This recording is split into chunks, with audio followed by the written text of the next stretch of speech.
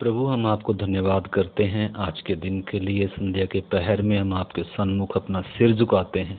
उस पवित्र लहू में जो हमारी छड़ौती में बहाया गया, अपनी आत्मा दें, प्राणों को ढांपते हैं। प्रभु, अपने वचन के द्वारा तुमसे बात कर। पवित्र आत्मा, आप हमें सिखाएं, वचन की गहराइयों को हम समझ सकें, हम अपने जीवन की कीमत को, उद्धार की कीमत को, इस बहुमूल्य अवसर को, तेरी अनंत योजनाओं को पिता हम समझ सकें, ताकि हम आपको प्रसन्नदायक जीवन बिता सकें, आपकी इच्छा हमारे जीवनों में पूरी हो सके। सहायता करें प्रभु, यीशु मसीह के नाम से प्रार्थना को मांगते हैं, आमीन। हम परमेश्वर के वचन से सीख रहे थे कि सामूहिक रीति से हम क्या हैं। तो उसमें हमने कुछ बातें देखी। आखिरी बात हमने देखी कि कलीसिया परमेश्वर का नया यरूशलेम है। तो यरूशलेम का एक इतिहास है। पहले ये यरूशलेम नहीं था, पहले एक क्या था, ये एक फिलिस्तीन देश था, ये या कनान देश था। उसके बाद सुलेमान के समय में, दाऊद के समय में परमेश्वर ने क्या किया, दाऊद ने उधर से क्या किया, वो जो यबूसियों के वश में था ये नगर, इसका सिय्योन नाम रखा, इसका सिय्योन, और उसके बाद फिर इसका नाम यरूशलेम पड़ा। ठीक है ना। तो ये महाराजाओं का नगर, जहाँ परमेश्वर का मंदिर था, जहाँ परमेश्वर की उपस्थिति थी, जहाँ से परमेश्वर का ज्ञान, सुगंध, ज्योति न केवल पूरे इजराइल में बल्कि पृथ्वी तक फैलना था। इसलिए सेंटर के, पृथ्वी के बिल्कुल सेंटर में इजराइल देश। ठीक है ना। तो हमने सीखा है कि ये परमेश्वर की गतिविधियों का केंद्र बिंदु था। न केवल था बल्कि अब भी है। 1000 साल का राज्य प्रभु इसी यरूशलेम में बैठकर करेगा। ठीक है। तो इसलिए हमने समझना, फिर से वो मंदिर बनेगा। तो अब हम, कलीसिया क्या है? नया यरूशलेम। ये तो धरती का है यरूशलेम, परंतु कलीसिया स्वर्ग से नया यरूशलेम है, जो नई धरती पर उतर कर आएगा। ठीक है। जब ये पृथ्वी, ये आकाश हट जाएगा, तो वो चीज़ हमने देखी है। तो जैसे ये यरूशलेम है, इसके चारों तरफ क्या होती है, एक शहरपना है, ऐसे ही उधर भी एक शहरपना है। हम उनके विषय में बाद में कभी मौका मिला तो देखेंगे, जो वो शहरपना कौन सी है। तो धरती पर भी क्या है, शहरपना है। नगर के चारों तरफ क्या है, यरूशलेम के चारों तरफ क्या है, एक शहरपना है। शहरपना किस लिए होती है? उसको सुरक्षा देने के लिए होती है। शहरपना एक बहुत लंबी, चौड़ी, ऊंची होती है। जैसे हम पिछले दिनों देखा, यरीहो की क्या थी, यरीहो नगर की शहरपना कितनी ऊंची थी, कितनी चौड़ी थी। उसको गिराना, उसको भेदना किसी के बस की बात नहीं थी। गैंतियों के द्वारा, फोड़ों के द्वारा अगर सेना मिलकर उसे गिराए तो वो गिर नहीं सकती थी। जिसको परमेश्वर ने क्या किया, गिराया, जब इजरायली चारों तरफ घूम रहे थे। तो ऐसे ही मतलब शहरपनाएं होती हैं। यरूशलेम की भी शहरपना थी। तो शहरपना किस लिए होती थी? वो 4 दीवारी होती है, बड़े बड़े गेट लगे होते हैं ताकि दुश्मन अंदर ना आए। वो 4 दीवारी सुरक्षा प्रदान करती है, वो अलगदाई प्रदान करती है, वो पवित्रताई प्रदान करती है। तो इसी प्रकार यरूशलेम की शहरपना बहुत महत्वपूर्ण है। ऐसे ही ये जो नया यरूशलेम है, कलीसिया, इसकी शहरपना इस वर्तमान समय में क्या है, जैसे हमने समझना है, उपदेश की 4 दीवारी है, सच्ची शिक्षा की 4, क्योंकि आजकल बहुत सारे क्या हैं, गलत शिक्षाएं आ रही हैं, भरमार है आजकल गलत उपदेश आने की। शैतान जिसने हवा को भरमाया, जिसने, इतिहास है हमारे सामने परमेश्वर का वचन, कैसे कैसे ये भरमाता आ रहा है शैतान। सच्चे रास्ते से, सकरे मार्ग से, परदेसी और यात्री बनकर चलने वाले मार्ग से कैसे ये बड़े बड़ों को इसने गिराया। इसको अनुभवी है शैतान ये। तो ये फाड़ने वाले शेर की नाई भी है, और ये सांप की नाई बहुत क्या भी है, चतुर भी है। पौलुस उस विषय को बताता है कि जैसे सांप ने बड़ी चतुराई से हवा को बहकाया, जो परमेश्वर के साथ चलने वाले थे, अगर उनको गिराया है, तो हमें अगर इसकी चतुराइयाँ मालूम नहीं है, इसकी चालाकियाँ मालूम नहीं है, और वचन की गहराइयाँ मालूम नहीं है, तो हम भी बड़ी आसानी से क्या हो सकते हैं, ये शहरपना क्या हो सकती है। अगर हमारी शहरपना नहीं है तो ये क्या हो सकता है, अंदर बड़े आराम से क्या हो सकता है, घुस सकता है। इसलिए हमारी व्यक्तिगत जीवन की एक 4 दीवारी होनी है। हमारे जीवन में एक अनुशासन होना है, और उसके साथ साथ हमारी क्या भी होनी है, झुंड की रखवाली कैसे होगी अगर उसके चारों तरफ क्या है, सुरक्षा का बाड़ा है। जैसे भेड़ों का, जैसे यीशु ने भी कहा भेड़ों का द्वार मैं हूँ। जैसे चार दीवारी होती है, उसके अंदर भेड़ों को रखता है, और चरवाहा गेट के ऊपर होता है ताकि उनकी क्या करे, रखवाली करे, ताकि कोई क्या ना आए, कोई भेड़िया ना आए। तो इसीलिए रखवाली करता है चरवाहा। तो इसीलिए भेड़ों की रखवाली कैसे करनी है, मतलब गलत शिक्षाओं से। आजकल बहुत गलत शिक्षाएं हैं। थोड़ा सा खमीर पूरे गूंथे हुए आटे को क्या कर देगा, खमीर कर देगा। इसलिए हमने उसमें देखा कि जैसे नया यरूशलेम है, ऐसे ही बाबेल शैतान की गतिविधियों का केंद्र बिंदु है। नया यरूशलेम दुल्हन है, परंतु बाबेल क्या है, ये वेश्या के तौर पर है। ठीक है, जो अलग अलग शिक्षाओं की, अलग अलग धारणाओं की, अलग अलग उपदेशों की क्या है, जो जननी है। तो वो हमने पिछली बार में देखा, तो उसमें और बहुत सारी बातें हैं। कभी प्रभु ने मौका दिया तो उन विषयों को हम फिर कभी सीखेंगे। तो आज हम देखेंगे, उससे ज्वाइंट एक बात सीखते हैं। वही विषय है हमारा, कलीसिया परमेश्वर का नया यरूशलेम है। तो इसकी चार दीवारी है। इसको समझने के लिए, चार दीवारी का उपदेश की चार दीवारी को समझने के लिए, आपको मालूम है जैसे मैंने बताया कि यरूशलेम के चारों तरफ चार दीवारी है। जब नहम्याह के समय, जब बाबुल की गुलामी में ये इजराइल चला गया था, तो मंदिर को भी नाश कर दिया, यरूशलेम को उजाड़ दिया, और चार दीवारी को भी, शहर पना को भी क्या कर दिया, तोड़ दिया। जब वहाँ से ये वापस आए, पहले मंदिर को बनाया गया, फिर उस यरूशलेम को बसाया गया, और उसके बाद भी क्या थी, शहर पना टूटी हुई थी, फाटक जले हुए थे, और दुश्मन क्या कर रहे थे, अंदर बाहर आ जा रहे थे। कोई अलगदाई नहीं थी, कोई पवित्रताई नहीं थी, कोई सुरक्षा नहीं थी। नहम्याह ने जब उस विषय को सुना तो वो उपवास बैठकर, राख में बैठकर क्या करने लगा, उपवास कर कर रोने लगा। और फिर उसने राजा से विनती की कि मुझे अपने पुरखाओं के नगर में भेज, मैं शहर पना को बनाऊंगा। तो तब जाकर क्या किया, उधर शहर पना जब बनाना शुरू किया, उधर कितना दुश्मनों ने क्या किया, शहर पना का विरोध किया। कितने दिन शहर पना रुकी रही, बनाने नहीं दी शहर पना।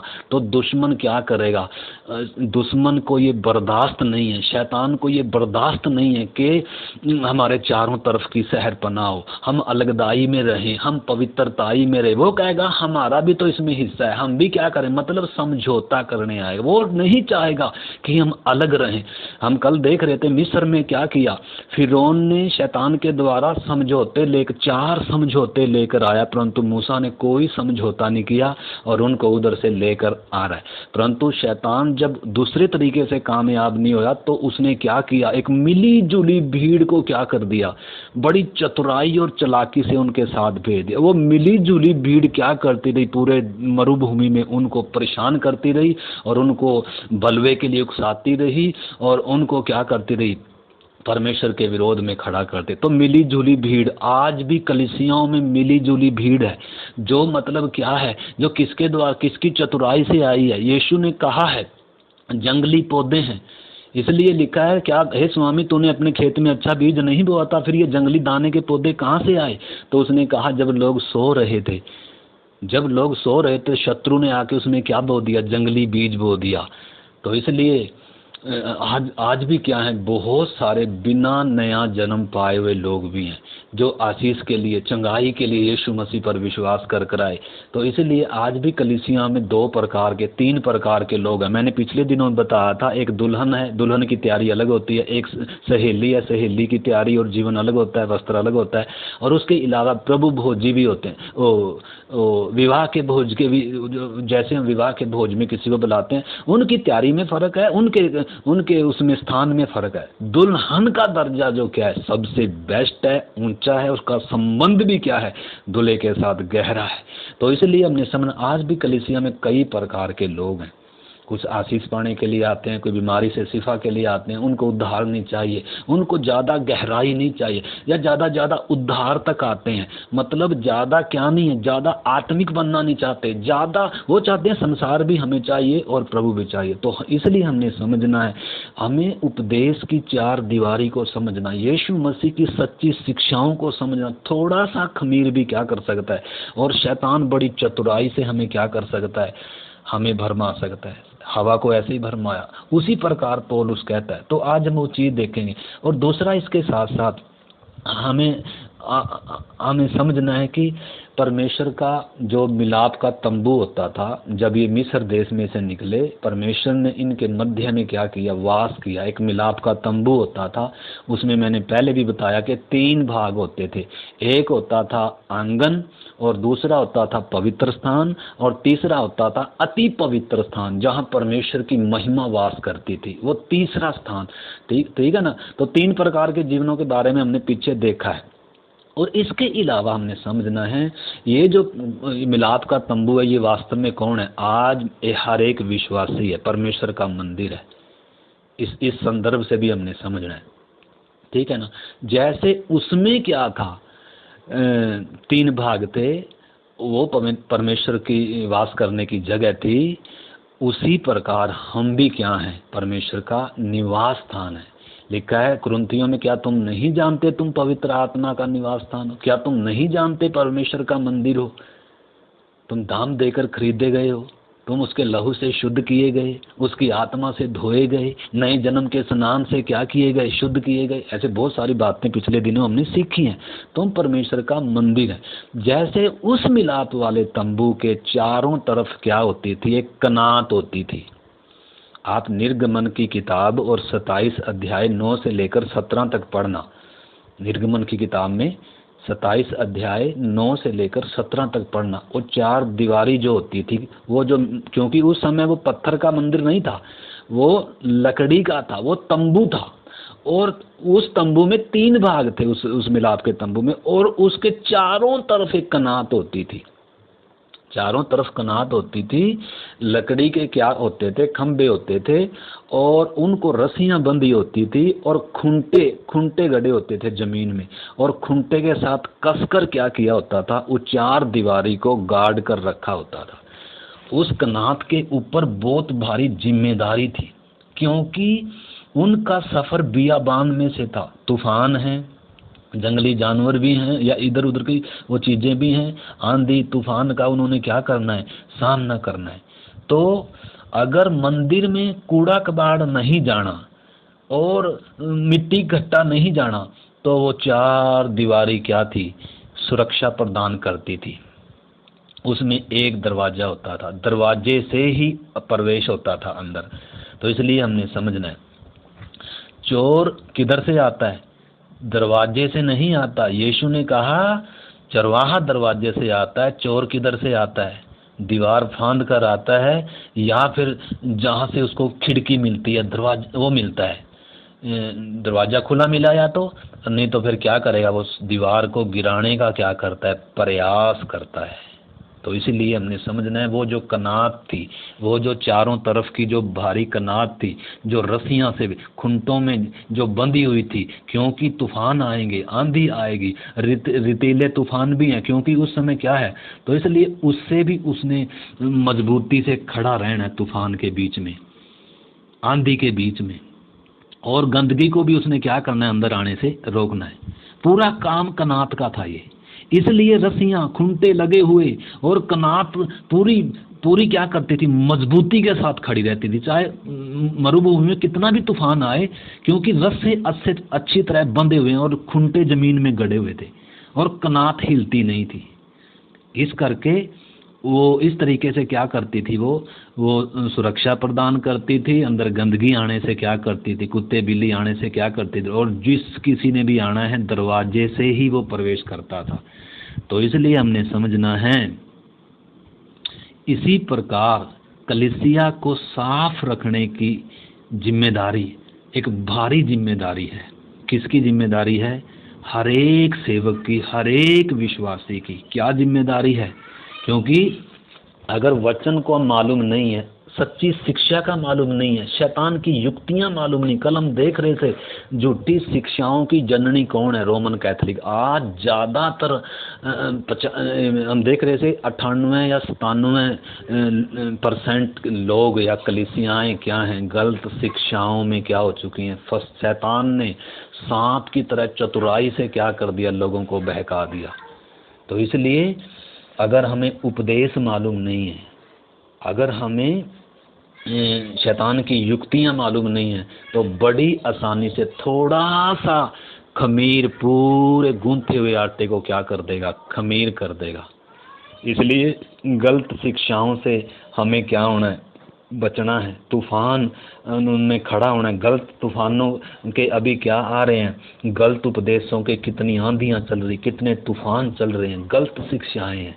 तो इसलिए हमने समझना है, हम हर एक विश्वासी की जिम्मेदारी है, हर एक सेवक की जिम्मेदारी है कि हम परमेश्वर के वचन को समझें, उपदेश को सीखें, वचन को सीखें, शैतान के काम, शैतान की युक्तियां कैसे, ये काम करता कैसे है, इसने हवा को कैसे बहकाया, इसने अलग अलग समय में हम देख रहे थे कैसे ये बहकाता आ रहा है लोगों को, सुलेमान को, दाऊद कैसे हट गया। तो इसलिए अगर चार दीवारी नहीं है या उपदेश का वचन अगर हमें मालूम नहीं है, कलीसिया अलगदाई में, पवित्रताई में रहने के लिए बुलाए गए लोग हैं। कलीसिया का मतलब है संसार में से दाम देकर, चुनकर, दाम देकर अलग किए गए लोगों का झुंड है कलीसिया। अलगदाई है इसका उपदेश। इसलिए प्रभु ने कहा मैं उनमें बसूंगा, मैं उनका परमेश्वर होऊंगा और वो मेरे लोग होंगे, मैं उनमें चला फिरा करूंगा। इसलिए उनके बीच में से क्या हो, निकलो, अलग रहो। लेकिन इसलिए लिखा ज्योति का अंधकार से क्या मेल, शैतान बलियाल का मसीह से क्या लगाव, अविश्वासी का विश्वासी से क्या नाता। ऐसे कर कर मतलब अलगदाई है। संसार में से प्रभु ने हमें अलग कर लिया। यीशु कहता मैंने संसार में से तुम्हें चुन लिया, तुम संसार के नहीं हो। शैतान हमें समझौता कराएगा बीच बीच में संसार के साथ कि संसार की तरह चलो, क्योंकि संसार उसके वश में पड़ा हुआ है। अगर हम संसार की तरह चलेंगे तो उसका हमारे ऊपर क्या रहेगा। वो कहेगा ठीक है यीशु को भी मानो, ठीक है वचन भी पढ़ो, ठीक है प्रार्थना में भी जाओ, लेकिन मेरा भी थोड़ा सा क्या रखो। तो इसलिए हमने समझना है शैतान बहुत धूर्त है, वो अलग अलग तरीका अपनाता है। वो सांप की तरह भी आएगा, वो सिंह की तरह भी आएगा। अगर हमें मालूम नहीं है उसकी चालाकियाँ और वचन, तो हम बड़े आराम से क्या हो जाएंगे, बहक जाएंगे। और आज शैतान कलीसिया में घुसा हुआ है, आज कलीसिया में संसार घुसा हुआ है। जो कलीसिया परमेश्वर के वास करने की जगह है, जो कलीसिया परमेश्वर की महिमा प्रकट होने की जगह है, उस कलीसिया में आज कौन है, संसार घुसा हुआ है, शैतान। इसलिए लिखा है, हम कल भी देख रहे थे, दुष्ट भरमाने वाली आत्माओं की शिक्षा, दुष्ट आत्माओं की शिक्षा पर मन लगाकर विश्वास से क्या हो जाएंगे, बहक जाएंगे। इसलिए पौलुस तीमोथियुस को चेतावनियां दे रहा है। तो वो थोड़ा सा विषय आज हम देखेंगे। कलीसिया को हर एक विश्वासी भाई बहन ने, सेवक ने क्या रखना है, साफ रखना है। जैसे हम अगर हमारे घर में कुत्ता बिल्ली कोई आएगा तो हम आने देंगे, हम उसको क्या करेंगे। हाँ अगर बिल्कुल ही बच्चे हैं, अनजान है, तो एक अलग बात है, परंतु थोड़े से भी अगर हम उसे आ रहे हैं, उसी समय किसको बोलेंगे, मम्मी को बोलेंगे, पापा को बोलेंगे, पापा कुत्ता आ गया, पापा चूहा आ गया, पापा। अगर हमारे घर में कोई गंदगी डालकर जाएगा तो हम चुपचाप रहेंगे, नहीं। मतलब हर एक सदस्य की घर में जिम्मेदारी। उसी प्रकार हम कलीसिया एक घर के समान है, परमेश्वर के वास करने की जगह है। हमें इसमें शैतान को घुसने नहीं देना, या हमें इसमें गलत शिक्षा को आने नहीं देना। संसार के साथ कोई समझौता या शैतान की कोई चालाकी या दूसरी शिक्षाएं जैसे दुनिया मान रही है, जैसे कलीसिया में आज संसार की शिक्षाएं हैं, जैसे मैंने कल भी बताया, न केवल 25 दिसंबर है, गुड फ्राइडे है, न केवल क्या है वो ईस्टर है, और बहुत सारी गहनों का उपदेश है और बहुत सारी बातें हैं।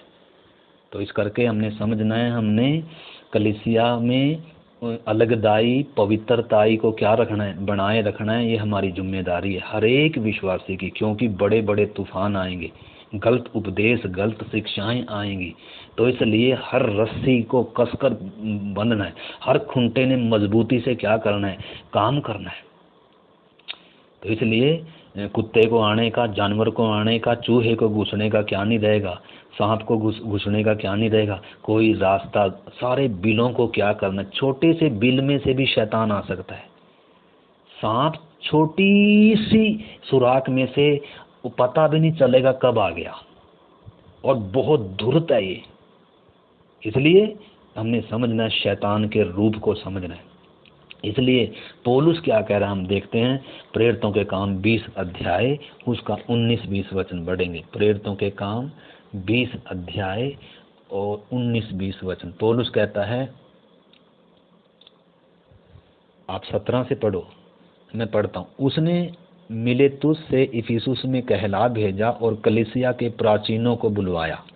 जब वे उसके पास आए तो उनसे कहा, तुम जानते हो कि पहले ही दिन से जब मैं आसिया में पहुंचा, मैं हर समय तुम्हारे साथ किस प्रकार रहा, अर्थात बड़ी दीनता से, आंसू बहा बहा कर, और उन परीक्षाओं में जो यहूदियों के षड्यंत्र के कारण मुझ पर पड़ी, प्रभु की सेवा करता ही रहा, और जो जो बातें तुम्हारे लाभ की थी उनको बताने से और लोगों के सामने घर घर सिखाने से कभी न झिझका। इधर पौलुस क्या कह रहा है कि मैं क्या करता रहा, लगातार क्या करता, कलीसिया को बुला रहा है, उनके प्राचीनों को बुला रहा है कि उनको समझा रहा है कि मैंने घर घर में जाकर एक एक व्यक्ति को एक एक दिन मैंने क्या किया, उपदेश सिखाया, वचन सिखाया, जो जो बातें तुम्हारे लाभ की थी उनको बताने से मैं क्या नहीं हुआ, हिजका। आप इसका पूरा 20 अध्याय पढ़ना, हम उसमें नहीं जा रहे हैं। तो अभी आप इसका हम पढ़ेंगे 26 से पढ़ते हैं। इसीलिए आज के दिन मैं आज के दिन तुमसे गवाही देकर कहता हूँ कि मैं सबके लहू से निर्दोष हूँ, क्योंकि मैंने पूरा परमेश्वर का अभिप्राय तुम्हें बताया है। कहता है क्योंकि मैं परमेश्वर के सारे अभिप्राय को तुम्हें पूरी रीति से बताने से न झिझका। इसलिए अपनी और अपने झुंड की चौकसी करो, जिसमें पवित्र आत्मा ने तुम्हें अध्यक्ष ठहराया है कि तुम परमेश्वर की कलीसिया की रखवाली करो। परमेश्वर की कलीसिया की रखवाली करो। किससे रखवाली करो? गलत शिक्षाएं आ रही हैं, गलत उपदेश आ रहे हैं, अलगदाई को तोड़ा जा रहा है, पवित्रताई को भ्रष्ट किया जा रहा है, संसार के साथ समझौता करके चल रहे हैं। तो इसलिए पौलुस क्या बता रहा है, उसकी गंभीरता को बता रहा है।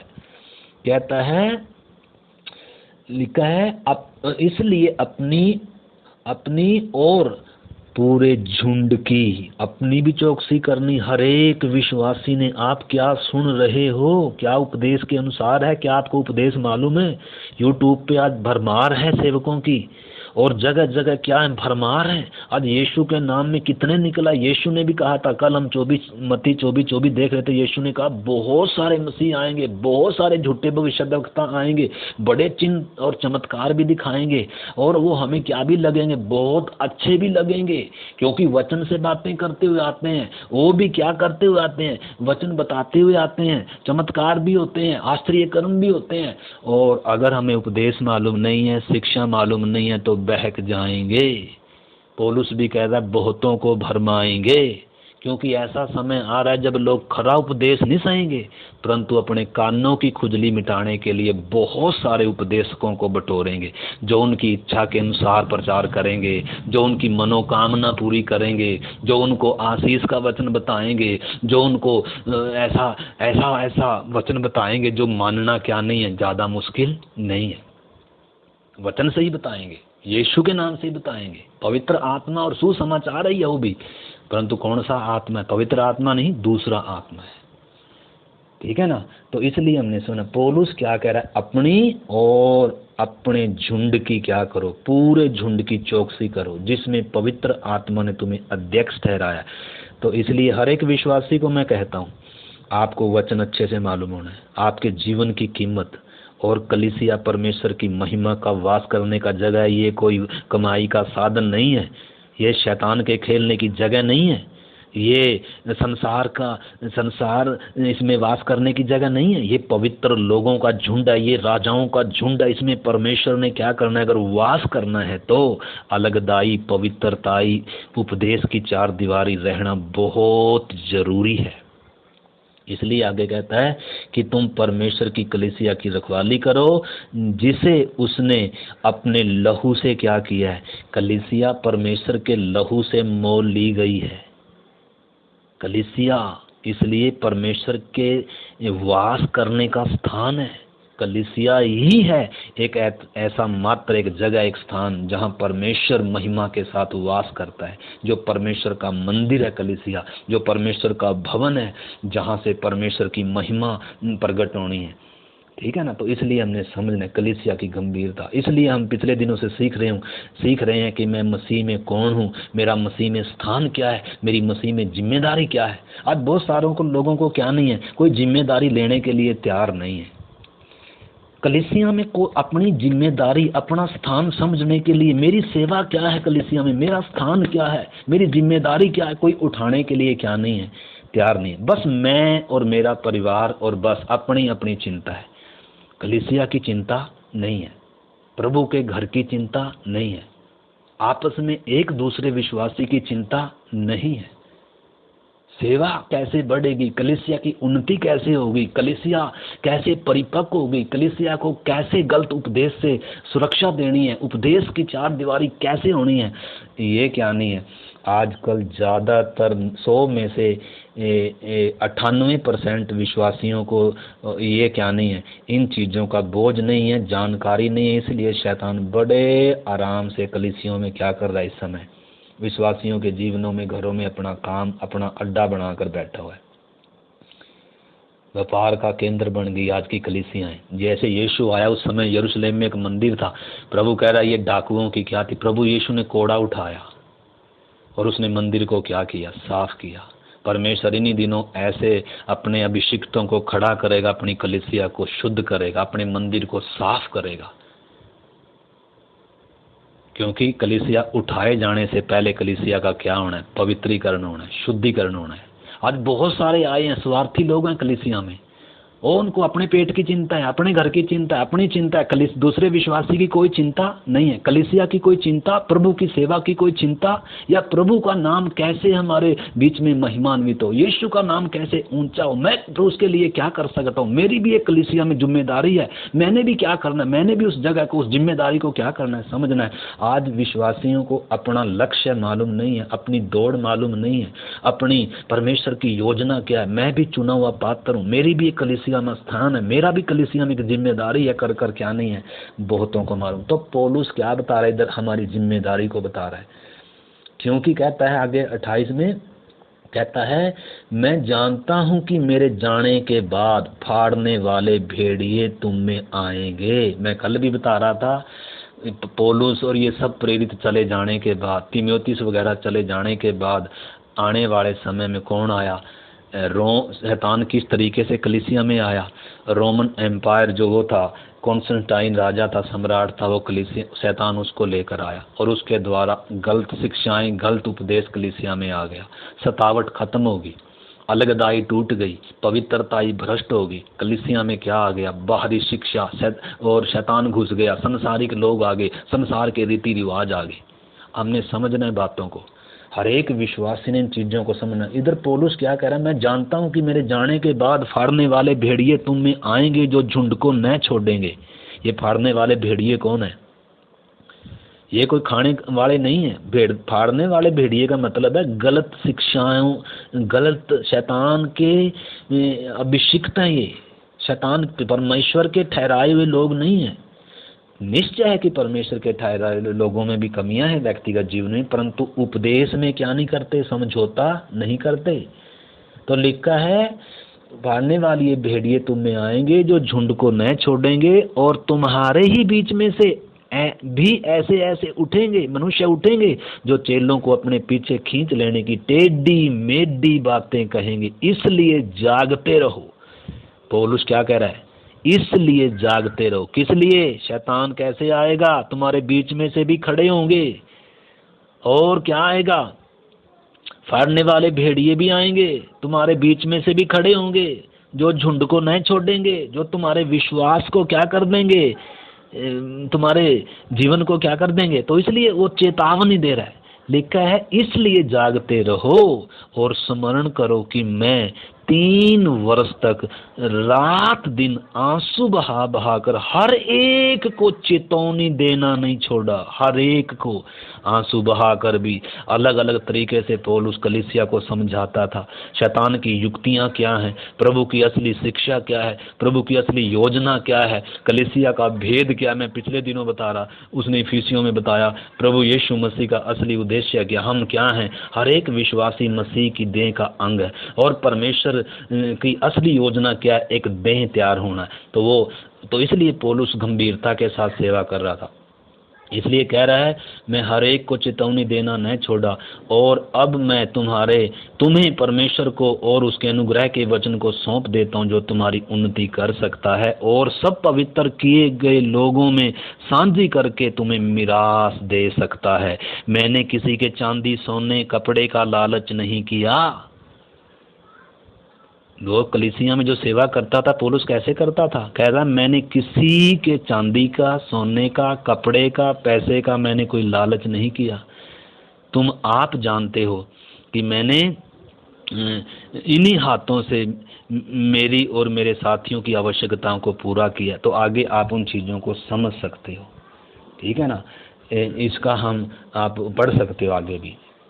तो इसलिए भेड़ों को चराना केवल काफ़ी नहीं है, भेड़ों की रखवाली भी होना अति ज़रूरी है। गलत शिक्षाएं, भेड़िए अंदर घुसे हुए हैं आज कलीसियाओं में, और इक्का दुक्का जो कलीसियाएं रह रही हैं ना, उसमें भी गलत उपदेश आ रहा है बड़े ज़ोरों से। क्योंकि विश्वासियों को क्या नहीं है, वचन मालूम नहीं है, उपदेश मालूम नहीं है, परमेश्वर की असली योजना मालूम नहीं है, अपनी बुलाहट मालूम नहीं है। मैं मसीह में कौन हूँ, मैं मसीह में क्यों बुलाया गया, मेरा स्थान क्या है, मेरी जिम्मेदारी क्या है। इन चीज़ों को उनको नौकरी से फुर्सत नहीं है, उनको अपने बच्चों से फुर्सत नहीं है, उनको वचन पढ़ने से उनको जैसे पास्टर बहका देते, जैसे पास्टर उनको बता देता है संडे को, बस उतना ही सीखते हैं, उससे आगे वो वचन सीखना उनको मालूम ही नहीं है। तो इसलिए आप इफिसियों की पत्री 4 अध्याय 11 से लेकर 15 तक आप पढ़ सकते हैं। इफिसियों की पत्री 4 अध्याय, मैंने पहले भी कई बार उसको बताया।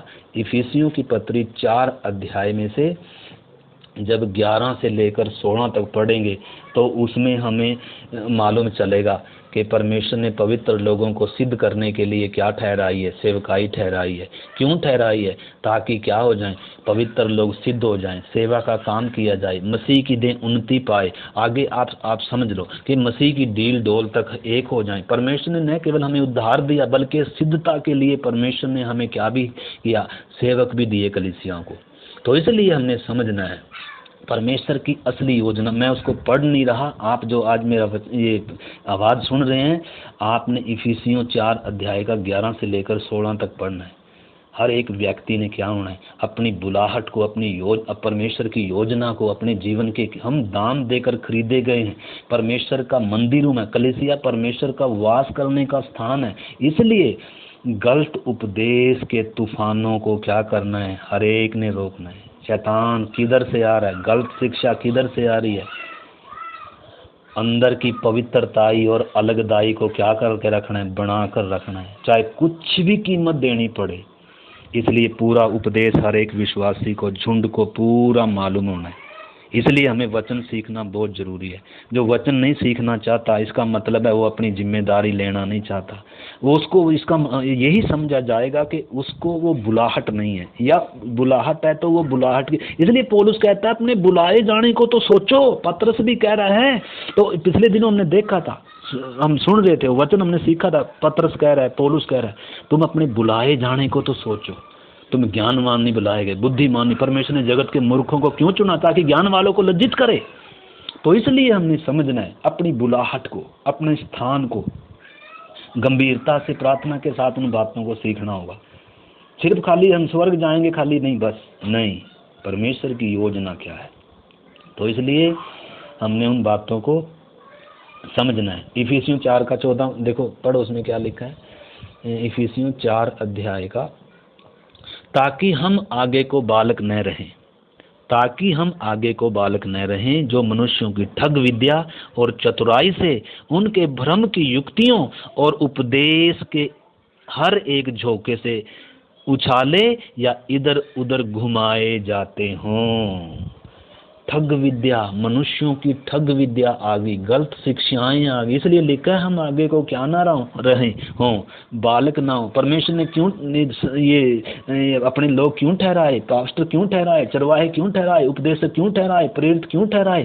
ताकि पवित्र लोगों ने सिद्ध होना है। उनको एक एक को क्या करना है, घर घर जाकर भी और वैसे भी क्या किया जा रहा है, वचन सिखा। पौलुस वो चीज बता रहा है कि मैं दिन रात आंसू बहा बहा कर घर घर जाकर तुम्हें वो सारे परमेश्वर के अभिप्रायों को बताने से न झिझका।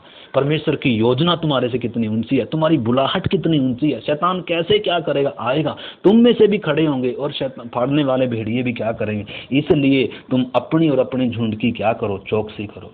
तो इसलिए उन बातों को हर एक विश्वासी को समझना होगा। दूसरा पत्रस में से हम एक वचन पढ़ते हैं, दूसरा पत्रस 2 अध्याय और 1 से पढ़ते हैं। पत्रस क्या कह रहा है, जिस प्रकार उन लोगों में झूठे भविष्यद्वक्ता थे उसी प्रकार तुम में भी होंगे। पत्रस भी क्या कह रहा है, कलीसिया को बता रहा है, ये कह रहा है जिस तरह इजराइल में झूठे भविष्यद्वक्ता होते थे ना, उसी प्रकार तुम में भी झूठे उपदेशक होंगे, जो नाश करने वाले पाखंड का उद्घाटन छिप छिप कर करेंगे और उस स्वामी का जिसने उन्हें मोल लिया है इनकार करेंगे और अपने आप को शीघ्र विनाश में डाल देंगे। बहुत से उनके समान लुचपन करेंगे जिनके कारण सत्य के मार्ग की निंदा की जाती है। वे लोभ के लिए बातें घड़ घड़ के तुम्हें अपने लाभ का कारण बनाएंगे और जो दंड की आज्ञा उन पर पहले से हो चुकी है उसके आने में कुछ भी देर नहीं होगी और उनका विनाश ऊँघता नहीं है। आगे आप पढ़ सकते हैं झूठे सेवकों के बारे में, उपदेशकों के बारे में। इसलिए आइए हम एक वचन और पढ़ते हैं। पत्रस कैसे समझा रहा है, पौलुस कैसे समझा रहा है। गलत उपदेशक होंगे, गलत शिक्षक होंगे, झूठी शिक्षाएं, दुष्ट आत्माओं की शिक्षा आएंगी। कैसे कलीसिया को, एक एक विश्वासी को उस समय प्रेरित लोग सिद्ध करते थे, एक एक को क्या करते थे, उपदेश सिखाते थे, वचन सिखाते थे, सिद्धता की बातें क्या करते थे, बताते थे। परंतु आज क्या है, पास्टर बस संडे को खड़ा होकर एक वचन बता देगा, वो विश्वासी सुन के आराम से चले जाएं चंदा डालकर, और उनको ना घर घर जाकर कोई वचन सिखाना, ना कोई विषय लेकर वचन सिखाना। और जैसे मतलब कितना बड़ा धोखा चला हुआ है आज हर कई सेवक चल रहे हैं, कितने सेवक हैं, परंतु वचन मालूम नहीं है, बुलाहट मालूम नहीं है। तो इसलिए हमने समझना है आज कितना बड़ा क्या चल रहा है, आज बहुत बड़ा धोखा चल रहा है। प्रभु की आमद जब निकट है, इसलिए हम कल भी देख रहे थे, हे मेरे लोगों बेबीलोन में से क्या करो, निकल आओ भाग कर, ताकि तुम क्या ना हो उसमें। तो इसलिए बड़ा बाबिलोन क्या भी है, ये झूठी मसीहत है जो संसार के साथ समझौता कर कर चल रही है। गलत शिक्षाएं हैं, संसार के रीति रिवाज कलीसियां आज मना रही हैं। तो इसलिए मत्ती में यीशु मसीह ने क्या कहा, मत्ती 16 अध्याय में से हम एक वचन पढ़ें 5 से लेकर 12 तक। मत्ती 16 अध्याय और उसका हम पढ़ेंगे 5 से। आप इसको मैं एक बार थोड़ा पढ़ता हूँ। चेले झील के उस पार पहुँचे और वे रोटी लेना भूल गए थे। यीशु ने उनसे कहा, देखो फरीसियों और सदूकियों के खमीर से सावधान रहो। इधर यीशु मसीह क्या कर रहे हैं, उनको चेतावनी दे रहे चेलों को। वो तो समझे कि रोटी की बात कह रहा है, रोटी के खमीर की बात कह रहा है। आप उसको 5 से लेकर 12 तक पढ़ना। तो मैं 12 वचन पढ़ता हूँ। तब उनको समझ में आया कि उसने रोटी के खमीर के से नहीं, पर फरीसियों और सदूकियों की शिक्षा से सावधान रहने के लिए कहा था। फरीसी और सदूकियों की शिक्षा क्या थी? परमेश्वर को तो मानते थे, परंतु उनकी क्या थी, वो उनके पास सच्ची शिक्षा नहीं थी। तो इसलिए उनकी जो शिक्षा थी वो क्या थी, बिल्कुल क्या थी, विपरीत थी। इसलिए उन्होंने यीशु को क्या नहीं किया, स्वीकार नहीं किया। वो व्यवस्था को, कुछ बातों को मानते थे, लेकिन इनका सदूकियों की शिक्षा अलग थी, फरीसियों की शिक्षा क्या थी, अलग थी। तो यीशु मसीह चेतावनी दे रहा है कि झूठी शिक्षा की खमीर से क्या रहना। ये कौन है? ये परमेश्वर को मानने वाले लोग ही हैं जो गलत शिक्षा लेकर आ रहे हैं। यीशु ने कहा कि मतलब इस फरीसियों और सदूकियों के खमीर से क्या रहना है, बचकर रहना है। थोड़ा सा खमीर पूरे पूरे गूंथे हुए आटे को क्या कर देगा, खमीर कर देगा। तो ये झूठा जो उपदेश है, झूठी जो शिक्षाएं हैं, आपको, आपके विश्वास को, आपके उद्धार को क्या कर देगी, खत्म कर देगी। गलत शिक्षा से बचना है, गलत उपदेश से बचना है। ये खमीर है। अलगदाई बहुत जरूरी है, पवित्रताई बहुत जरूरी है, चार दीवारी बहुत जरूरी है। गलाती 5:9 में आप पढ़ना, गलातियों की पत्री 5:9 में लिखा है, थोड़ा सा खमीर पूरे गूंथे हुए आटे को क्या कर देगा, खमीर कर देगा। अगर थोड़ा सा भी खमीर है, या थोड़ा सा भी क्या कर रहे हैं हम, झूठी शिक्षा को, या जाने अनजाने में क्या कर रहे हैं, तो वो पूरा खतरनाक हो जाए। इसलिए भागना है, गलत उपदेश से, गलत शिक्षाओं से बचना है, और झुंड की भी, अपने जीवन की रखवाली करना है। सुलेमान हमारे सामने, आप पढ़ना, सुलेमान को परमेश्वर ने चेतावनी दिया था कि इस व्यवस्था की पुस्तक को क्या करना, नकल कर कर दिन रात इसको पढ़ना, ताकि तुझे मालूम हो जाए तुझे करना क्या है, तुझे चलना कैसे है। इस व्यवस्था की पुस्तक की नकल करनी थी उसने, इस वचन को दिन रात पढ़ना था, ताकि वो परमेश्वर की आज्ञा से क्या ना हो, हट ना जाए, परमेश्वर के उपदेश से, परमेश्वर के वचन से क्या ना हो जाए, व्यवस्था से हट ना जाए। परंतु उसने क्या किया, उसने जो जो उसको, आप व्यवस्था विवरण 17 अध्याय का पढ़ना, 16 से लेकर, उसको बोला था मिस्र में नहीं जाना, ज़्यादा घोड़े नहीं रखना, और कुछ कुछ उसको आज्ञाएं दी थी। और इस व्यवस्था की पुस्तक को दिन रात पढ़ना, नकल कर लेना, और ये तेरे चित्त से उतरने ना पाए। परंतु सुलेमान भूल गया, बिजी हो गया काम में, बिजनेस में, व्यापार में, और वो क्या नहीं करता था, व्यवस्था की पुस्तक को ना पढ़ने के कारण। जिस सुलेमान ने परमेश्वर का मंदिर बनवाया था, जिस सुलेमान की सबसे लंबी प्रार्थना है बाइबल में, जो सुलेमान एक शक्तिशाली राजा हुआ, सबसे बुद्धिमान और बहुत धनी राजा हुआ इजराइल में, जिसके समय इजराइल क्या था, पूरे पूरे धरती पर एक सुंदर उसका क्या था, राज्य था। वो सुलेमान क्या हो गया, गिर गया। अब पहला राजा 11 अध्याय में पढ़ना कि उसने क्या किया, वो सारी बातों को क्या किया, तोड़ा। छोटी सी बात बहुत बड़ा पाप बन गई उसके लिए। मिस्र में घोड़े लेने गया, घोड़ों के साथ क्या आया, वो भी रानियां भी आई, तो ऐसे कर कर छोटी सी गलती बहुत बड़ा पाप बन गया। और फिर वो ही काम करता रहा वो, जो परमेश्वर की दृष्टि में क्या था, जिसने परमेश्वर का मंदिर बनाया, उसने क्या भी बनाए, घृणित उनके क्या भी बनवाए, मंदिर भी बनवाए। तो इसका नाम आज विश्वासियों की लिस्ट में नहीं है। आप 11 अध्याय इब्रानियों में पढ़ना, रहाब वेश्या का, सिमसोन का, इन जैसों का तो नाम है कि उन्होंने विश्वास से ऐसे किया, विश्वास से ऐसे किया। परंतु परमेश्वर का मंदिर, परमेश्वर का भवन बनाने वाले सुलेमान, बुद्धिमान राजा, इतना धनी राजा, उसका उसमें नाम नहीं। विश्वासियों की लिस्ट में कौन नहीं है, सुलेमान नहीं है। तो इसलिए हमने समझना है, शारीरिक पाप से कहीं बढ़कर परमेश्वर की शिक्षा को क्या करना है, उसमें मिलावट करना है। तो परमेश्वर की शिक्षा के विरोध में जाना है, कभी लौट कर आ नहीं सकते फिर। इसलिए उपदेश बहुत जरूरी है। शरीर के पाप को प्रभु क्या कर सकता है, क्षमा करेगा। 7 बार गिरेगा तो प्रभु ने लिखा है वो उठाएगा। परंतु उपदेश को तोड़कर अगर जाएंगे, वचन को तोड़कर अगर जाएंगे, तो क्या हो जाएगा। इसलिए गलातियों की पत्री 1 अध्याय का 6 से लेकर 9 तक भी पढ़ना। उधर पतरस क्या समझा रहा है, और दूसरा यूहन्ना 9, 10 और 11 वचन भी पढ़ना। पहली सदी की कलीसिया महिमा से भरी हुई थी, जगत को उल्टा पुल्टा करने वाली थी। परंतु कैसे महिमा चली गई, शैतान कैसे कामयाब हो गया कलीसिया में, कैसे दूसरी शिक्षाएं आ गई। तो वो चीज़ें, कलीसिया का इतिहास हमें समझना होगा। तो इसलिए हमने इन बातों की गंभीरता को समझना है।